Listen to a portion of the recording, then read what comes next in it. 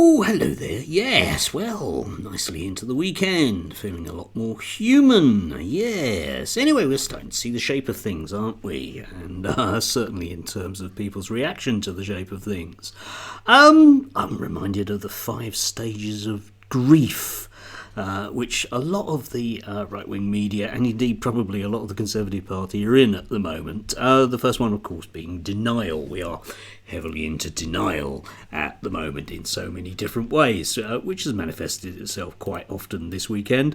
I did have to smile at the Telegraph. There was Alison Pearson. The elite liberals on our screens could barely stomach that reform was the big story of the night.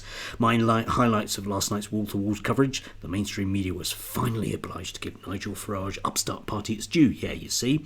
Even though it's been a catastrophic night for their vision of a libertarian paradise for themselves, they can at least pretend that Nigel Farage was magically winning. That's the thing, isn't it? Yes, of course it is. I do like the elite liberals who work in the media. Of course, that isn't Alison. Of course, no. Clutching at straws, you end up with an awful lot of people who, oddly picking up from Robert Peston on the idea of, well, 80% of the people didn't vote Labour. Yeah, I know, that's kind of the way it works. Paul Joseph Watson.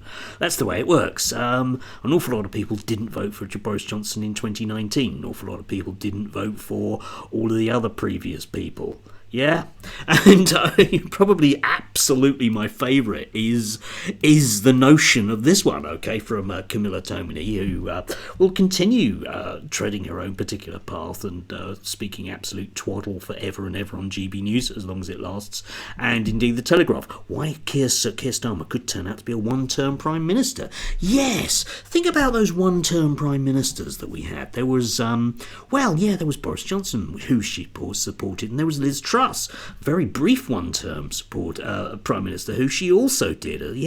He may have won big, but he has no plan or authority to fix Britain's most pressing problems. Yes, thankfully, of course, the people that didn't win had all of those things in the bag, and we will get to the point, of course, of massive levels of revisionism. For example, a lot of them are indeed frothing at the concept that the Rwanda scheme is being scrapped. Everybody knew that it was appalling and should go, obviously, but it'll become that magical stab in the back thing. Ooh, yes, if only we'd just given it another 15.5 seconds, it would have worked out. Yes. The usual contenders are pretty quiet. I did like this from Braverman. The former Home Secretary is expected to throw her hat in the ring in contest to replace Rishi Sunak, who said he would quit as leader once formal arrangements were in place to select his successor. Yeah, because he can't actually run away that quickly. Anyway, asked about whether she'll be the next Tory leader, Mrs. Braverman told broadcasters outside her home on Saturday, "No announcements, we've just got to take our time. We've got to figure out what the situation is." Yeah, you lost. That's the situation. You lost, okay? She continues, it's been a really, really bad result. There's no two ways about it. Hundreds of excellent Tory MPs have been kicked out of office. Now, I did fall over when I first read that, because I thought, hundreds, eh?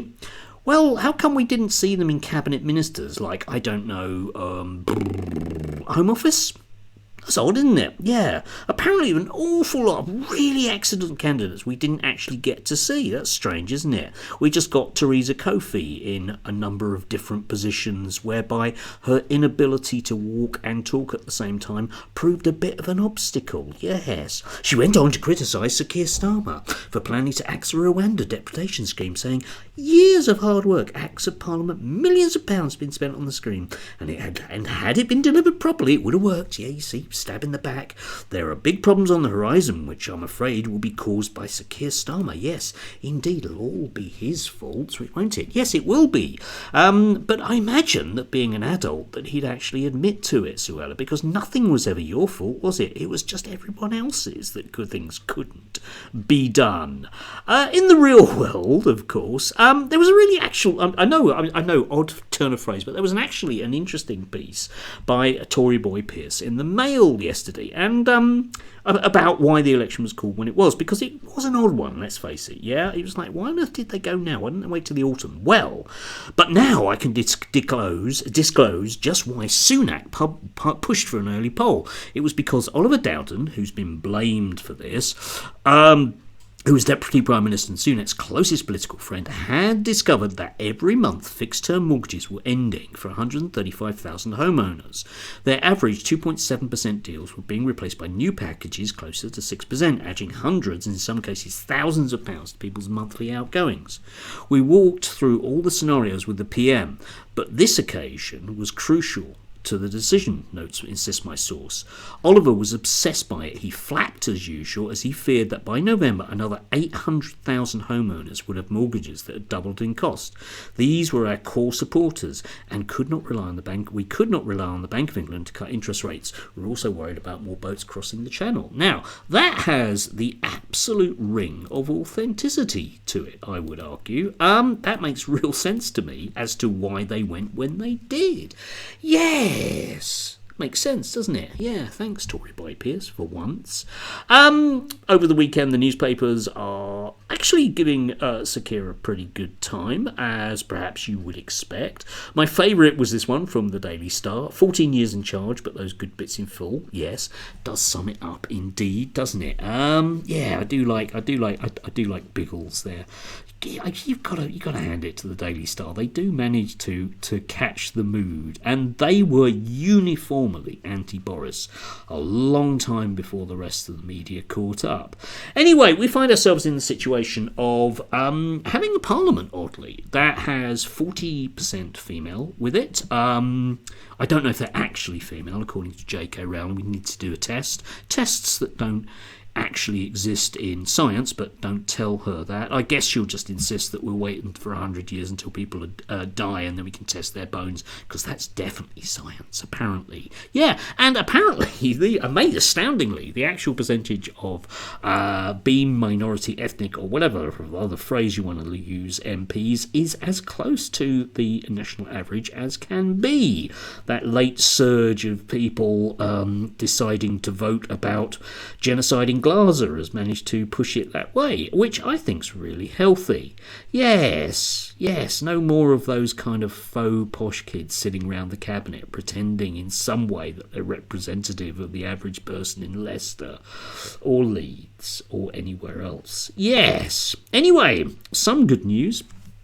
Even from a very right-wing Labour Party, and I can assure you I will be slagging off the Labour Party at every opportunity, despite the fact that I sit on that side of the fence, because, well, I'm an adult, and that's what we do.